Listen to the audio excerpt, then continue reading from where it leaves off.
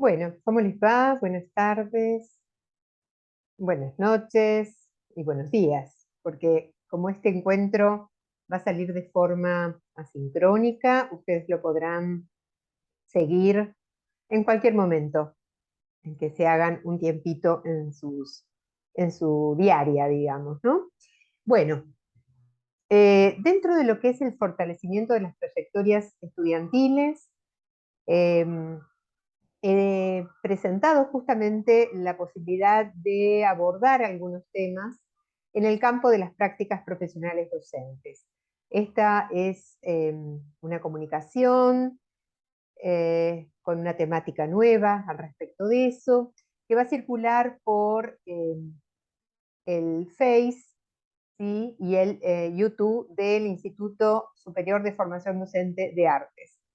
Está destinado a todos sus alumnos de cualquier año, de cualquiera de los lenguajes, de cualquier carrera, y bueno, y aquellos otros que les interese un poco abordar estas temáticas, estas particularidades, ¿no? A atender desde el rol y la función docente, siempre situándonos en un aquí y ahora de las exigencias y de los desafíos, ¿sí? Que presenta esta tarea en nuestros días. En esta oportunidad les traigo entonces la comunicación en el aula. Como venimos haciendo ya en los encuentros anteriores, en los encuentros presenciales anteriores, la temática se revisa en función de algunos aspectos que hacen a su cuestión, ¿no? Para que el estudiante en formación docente adquiera justamente en esta instancia formativa algunos elementos que les permitan luego trabajarlos en sus propias aulas y generar así un trabajo de mucha mayor calidad, ¿sí? En todos los sentidos posibles. Bien, ¿qué es esto de pensar la comunicación en el aula? Las aulas de nuestro tiempo generan desafíos, decíamos al comienzo, ¿no? Que requieren de un esfuerzo particular en leer dimensiones, ¿sí? Que en la escuela tradicional, en la escuela que muchos de nosotros hemos transitado como propias trayectorias educativas, no estaban ni pensadas como relevantes, ¿sí? Pero de una vez por todas hay que empezar a romper algunas cuestiones que no se toman en cuenta justamente como un valor temático, formativo y demás, para empezar a cuestionarnos, ¿no? Y a revisar las complejidades que traen nuestras aulas de hoy en día. Con la impronta justamente de los nuevos paradigmas, se mira el aula con una complejidad importante, y este abordaje, ¿sí? Con tantas aristas, no siempre se contempla en las currículas formativas, por eso así se generan estas vacancias, ¿no? Temas que deberían ser transversales, ¿sí? Ni siquiera están tocados. Por eso un poco la idea de estos trayectos de acompañamiento a la formación, eh, digamos, contemplen justamente de esto que no está planteado como un contenido en ninguno de los campos que hacen a la formación docente en arte. La comunicación en sí presenta un interés relevante, ¿no? Para ser estudiado como fenómeno humano. Son muchísimas las disciplinas, las ciencias, ¿no? Que abordan este fenómeno como para dar su parecer, su análisis, ¿sí? Por otro lado, tenemos la educación, ¿no? Que se construye sobre medios comunicativos que se instalan entre cada elemento del sistema educativo. Cualquiera de nosotros puede revisar, prestando atención, tomando conciencia de la importancia que tiene la comunicación en todo lo que es lo escolar, lo educativo, en todos los niveles y en cada uno de los engranajes que hacen a este sistema educativo. En este caso, yo me quiero centrar en la comunicación en el aula, ¿sí? Que es justamente este terreno que pretendo revisar con estos encuentros, ¿no? Cuando se unen estos dos grandes campos de estudio, la comunicación por un lado y la educación, ¿sí? Ambos fenómenos humanos, ¿no? Se persigue el fin de mejorar esta comunicación en el aula para tener mejores resultados en los procesos de enseñanza y en los procesos de aprendizaje.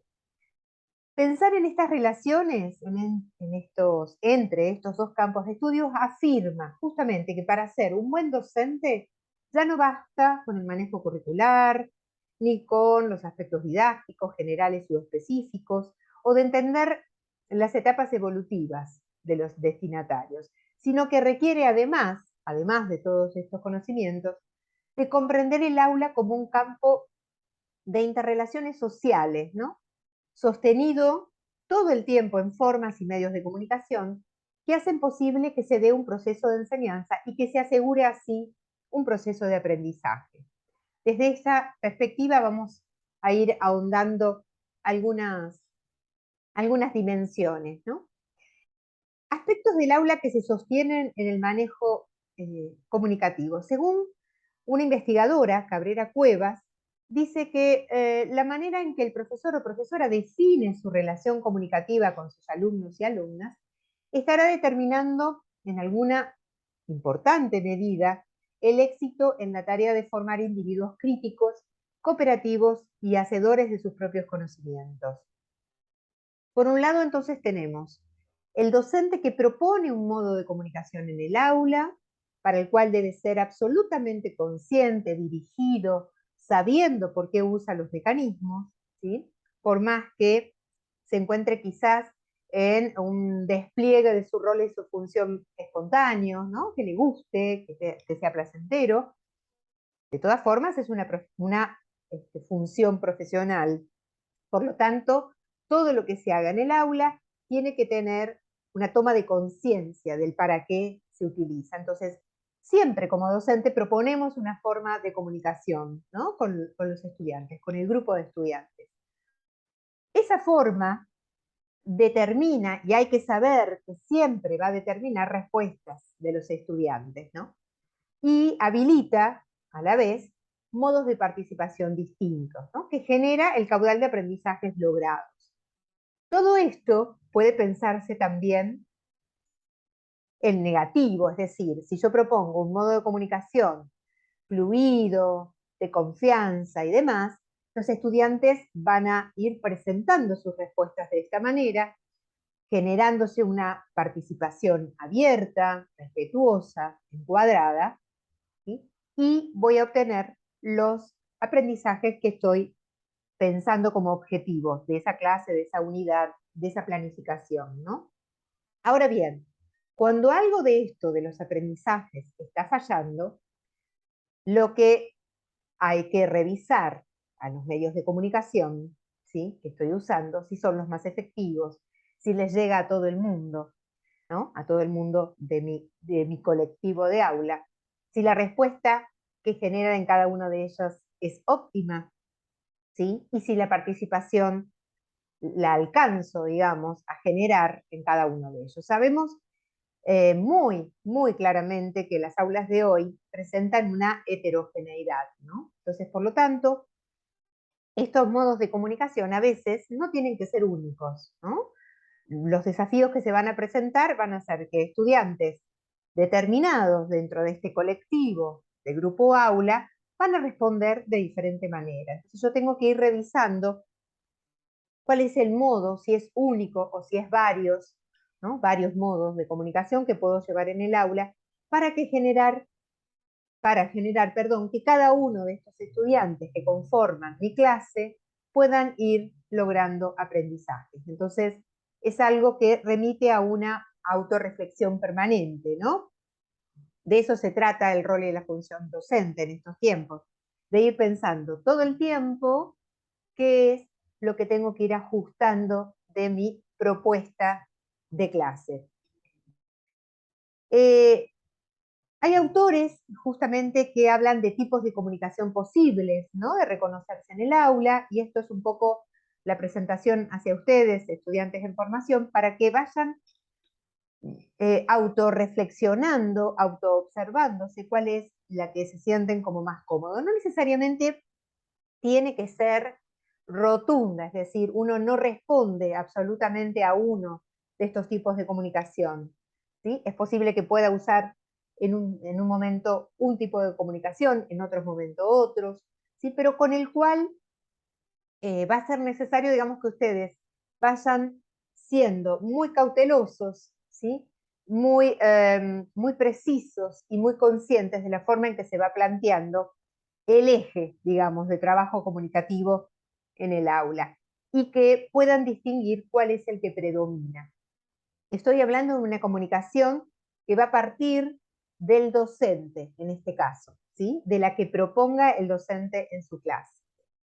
La comunicación afectiva tiene que ver con un discurso afectivo, que no quiere decir meloso o todo el tiempo acudir a palabras eh, que tengan que dar cuenta constante de lo afectivo. Lo afectivo puede ser un discurso absolutamente disciplinar, ¿sí? Sostenido en una calidez de lo que yo voy diciendo, en un lenguaje expresivo y corporal que justamente permita cercanía con sus estudiantes, sin perder de vista jamás, ¿sí? La distancia, la asimetría que tiene que instalarse, ¿no? La comunicación afectiva tiene que ver también con una mirada atenta a los estudiantes, es poder seguirlos, es saber si están bien, si les pasa algo, si están transitando alguna situación preocupante, si están curiosos, preocupados, si están atentos o desatentos, ¿no? En general, una comunicación afectiva genera respuestas positivas por parte de los estudiantes. Veamos otro. ¿Qué pasa con la comunicación autoritaria? Bueno, aquí lo que se juega es un rol impuesto por lo social, por una afuera que le da poder, ¿no? El rol, sobre todo, es lo que prevalece en esta comunicación autoritaria sobre modelos totalmente tradicionales, ¿no? Hoy en día los modelos autoritarios son unos de los que más fracasan. ¿Por qué? Porque el paradigma que circula en las cabecitas de los estudiantes en general pasa por otros lados, ¿no? Entonces, son estudiantes sumisos u opositores y rebeldes, ¿no? O sea, no hay justamente algo proactivo de parte de los estudiantes, sino que más bien prevalece en ellos una pasividad, ¿no? Siempre aclaro, cuando hablamos de autoritarismo, que no es lo mismo que la autoridad pedagógica, que este es otro gran tema del cual vamos a ir abordando también en estos encuentros. Por otro lado, tenemos el tipo de comunicación conciliadora, ¿no? Donde el docente se ubica en mediador, ¿sí? De los conflictos que pueden aparecer en su aula, trata siempre y con mucho esfuerzo de conformar a los estudiantes, busca el entendimiento y la armonía de ese vínculo, ¿no? Con los estudiantes y toma como base comunicacional los acuerdos. Esta capacidad conciliadora a veces puede ir de la mano, ¿sí? Por ejemplo, de lo afectivo, ¿no? Hay momentos en la clase donde se tiene que acordar, ¿sí? Y hay otros momentos en que no es o no se trata de un acuerdo, sino se trata más bien de, bueno, trabajar en pos de procesos de enseñanza y de aprendizaje, ¿sí? A veces no hay acuerdos. El temor de esto son los docentes que tienen una constante necesidad de aplacar a sus estudiantes, conformarlos, ¿sí? Que no siempre se llega a hacer efectivo el aprendizaje. Luego tenemos una comunicación denominada flexible, donde el docente es tolerante, ¿no? A las actitudes del estudiante. Los límites, ¿sí? Y esta asimetría de roles y funciones está bastante desdibujada, por lo tanto nunca son claros. Se desdibujan el qué decir de uno y el qué decir del otro, ¿no? Y se pierde aquí sí la autoridad pedagógica, ¿no? Eh, digamos, en esta tolerancia constante, sin estar guiada, acordada, arreglada de alguna forma, ¿no? En el cómo se van a comunicar los estudiantes entre sí, los estudiantes para con el docente para con los estudiantes, es, si es demasiado flexible, ¿sí? Se pierde la posibilidad de guía, ¿no? Porque el que guía es el grupo, en ese caso, y el grupo no siempre tiene los intereses propuestos para su propio aprendizaje, ¿no? La comunicación jerárquica, ¿sí? Donde el docente asume un rol de guía, pero para reconocimiento de la afuera, ¿sí? Es una comunicación muy rígida que siempre va a estar ligada a plantear su rol y su función. Marca constantemente su lugar para con los estudiantes, ¿no? O sea, su lugar es este, a él le toca determinadas cosas, tiene que dar determinado plan, ¿sí? Se ajusta a su planificación, porque es eso lo que tiene que hacer un docente, ¿sí? Y presenta justamente una suerte de amparo que se remite siempre a lo que debería ser, ¿no? Desde su rol y su función. Tampoco genera aprendizajes duraderos, a veces incluso se pierde, digamos, ¿no? Los mismos. Hay que saber cómo son los efectos, claramente, de esta comunicación jerárquica, ¿no? Porque las escuelas de hoy en día presentan desafíos de diferente índole, ¿no? De diferente naturaleza, por lo tanto hay que estar armados también de criterios muy claros para distinguir por dónde vienen esos planteos, por dónde vienen los conflictos, qué es lo que está pasando en el aula. Los tipos de respuesta posibles de observar en los estudiantes, justamente para regular la comunicación del docente y hacer ajustes. Esto sobre todo para que ustedes puedan pensar en un grupo que ya viene con cierto modo de comunicación instalado, ¿sí? Cuando ustedes vayan a hacer suplencias, por ejemplo, ¿no? Que ustedes encuentran ya un grupo con ciertos mecanismos, ¿sí? De diálogo o su contrario, de interrelaciones marcadas socialmente dentro del grupo, ¿sí? O bien en las prácticas mismas, ¿sí? Que ustedes hacen en, digamos, en lo formativo, con los distintos niveles, en el caso de la formación en arte, ¿no? Eh, es muy interesante observar, ¿sí? Por eso, como generalista, siempre le digo a mis estudiantes lo importante que es agudizar la mirada cuando uno va a entrar a mirar a un grupo escuela, un grupo de aula, porque hay respuestas, digamos, en los estudiantes, hay expresiones que uno tiene que saber contemplar para dar cuenta de qué tipo de comunicación está instalada ahí, ¿no? Es importante observar las expresiones verbales y no verbales ante la comunicación que presenta el docente, ¿sí? Una cosa es cómo la presenta el docente y otra cosa es cómo la recepta, ¿sí? La participación del estudiante, qué grado de protagonismo tiene y cómo va adquiriendo su propio aprendizaje. Por otro lado, también están los silencios, ¿no? Las intimidaciones, la no participación, las inhibiciones en sus expresiones verbales, ¿no? Esto también es muy importante de registrar a los fines de poder descifrar, digamos, las dimensiones comunicativas que están entrando en juego en ese grupo clase.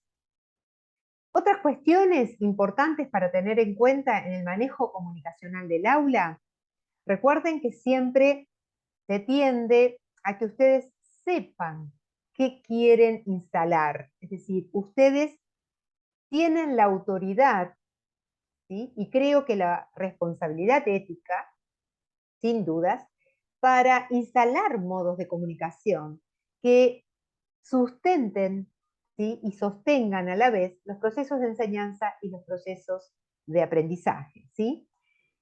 Eh, Cuando ustedes vayan a plantear una cosa, digamos, determinada, sí, digamos, ustedes quieren, por ejemplo, que sea un grupo clase muy respetuoso, que se puedan escuchar entre todos, que puedan escuchar las explicaciones que ustedes como docentes van a impartir, sepan, ¿sí? Que siempre esa intervención requiere de un proceso, no es de un día para el otro que se va a cambiar la forma de comunicación, ¿sí? Para instalar otra, ¿no? Por lo tanto, tienen que ir como pasito a paso, con objetivos muy claros, instalando formas de comunicación que ustedes consideren más óptimas, ¿no?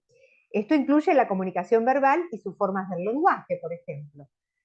La categoría de aseverativo, es que se usa para dar un contenido, explicarlo, para que se comprenda. Ustedes cuando lleven un contenido a transmitir en el aula, no pueden presentarse dudas, es decir, ustedes tienen que tener la seguridad de dar cuenta de un saber, ¿sí?, sostenido en la disciplina, encuadrado en una disciplina particular, que son los lenguajes artísticos en este caso, para poder explicarlo de acuerdo a los conocimientos que por debajo de ese contenido ya están desarrollados, ¿sí?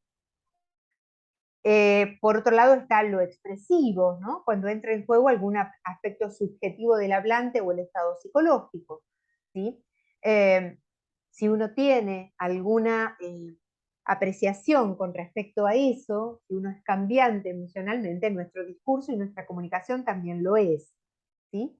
Todo lo que comunicamos es susceptible, ¿sí?, de nuestros modos expresivos. A veces podemos ser sumamente extrovertidos, a veces podemos ser limitados, a veces podemos tener un tono de voz que se imponga mucho más y a veces es nuestro cuerpo el que se va a imponer, ¿no? Pero tiene que ver con los aspectos subjetivos que queremos que se pongan en juego ahí, no solamente desde el rol y la función docente, sino también del grupo clase y de los miembros, ¿no?, de los estudiantes que lo conforman. Luego está la comunicación verbal imperativa, ¿no? Cuando el hablante declara el propósito de influir sobre las decisiones de sus destinatarios usando la jerarquía. Ustedes tendrán que ver de qué manera usan estas formas del lenguaje, ¿sí? Cuándo, en qué momento, ¿no? Bajo qué circunstancias. Se sostiene siempre la misma, la van cambiando en función de lo que presenta el grupo, etcétera, ¿sí? Recuerdo que esto es solamente una forma de categorizar, pero los grandes temas, como en este caso la comunicación verbal y sus formas del lenguaje, es un tema que tiene que ser de lectura y estudio por parte del futuro docente y los docentes en ejercicio ya. ¿Por qué? Porque les va a permitir tener un acercamiento, un dominio de la comunicación del aula y por lo tanto del efecto que esa puede provocar, ¿sí?, en todo lo que hace a un aula, ¿no?, a lo educativo que se juega ahí. También tenemos la comunicación no verbal y sus formas expresivas, ¿sí? Primero, esta cuestión kinestésica, ¿no?, que son los aspectos relativos a las posturas corporales, a las expresiones faciales, a los gestos, a las miradas, ¿sí? En un aula son muchos sujetos los que están en interrelación, ¿sí? Y hay cuerpos, hay posturas corporales en ellos, ¿no? Entonces hay que saber leerlas. Uno las percibe, ¿sí? Pero lo importante es pasar de esa percepción, ¿sí?, a una lectura, ¿no? A una lectura de esa dimensión, de cómo se mueven los cuerpos. También está la forma expresiva denominada paralingüística, ¿sí?, que son los aspectos que se refieren al tono de voz, al ritmo que se utiliza para comunicar las cosas, a la velocidad en que se presenta el intercambio, las pausas, ¿sí? Muy importante esta cuestión porque a veces como generalista se observa en los practicantes, ¿no? La velocidad, porque la ansiedad les ganó el partido ahí, entonces le explican todo rapidísimo, cosa que con la sensación inconsciente a veces de que pase todo tan rápido, ¿no? O por el contrario, lentifican demasiado, ¿sí?, la cuestión de las explicaciones, las propuestas de actividades, etcétera, cosa que llega a una monotonía, ¿no? Por lo tanto, hay que ir regulando unos y otros aspectos para ver cómo resulta. Después está la proxémica, perdón, que se estructura justamente el espacio personal y el grupal, ¿no? La distancia de interacción. Muy importante esto para observar en las aulas, ¿no? Dónde están los bancos, cómo están distribuidos, dónde está el lugar del docente, si está por todos lados, si hay un docente que transita el aula o se queda al lado del pizarrón o al lado de su escritorio, detrás del escritorio, cómo se presenta el grupo, si mueve las sillas, si están las sillas estructuradas a los modelos tradicionales, ¿sí? Todo, digamos, lo que se estructura en ese espacio de aula, ¿sí? Tanto sea personal como grupal, recuerden que los docentes son parte de ese grupo, ¿sí? Y cómo genera o qué tipo de interacción es la que provoca. Y lo que permitiría cambiarlo también, ¿no? Porque si vemos que de esta manera los estudiantes se comunican de tal forma, bueno, y yo quiero que sea otra la forma en que se comuniquen, bueno, los cambio, ¿no? Les doy como un giro, distribuyo los bancos de otra manera. Estas son algunas de las apreciaciones, es la primera parte que vamos a ir trabajando. La segunda va a ser un poquito más de este tema de la comunicación y la vamos a tener el viernes 4 a las 18 horas en el aula 18. ¿Sí? Va a ser, volvemos a los encuentros presenciales. Bueno, muchas gracias. Espero que lo hayan disfrutado.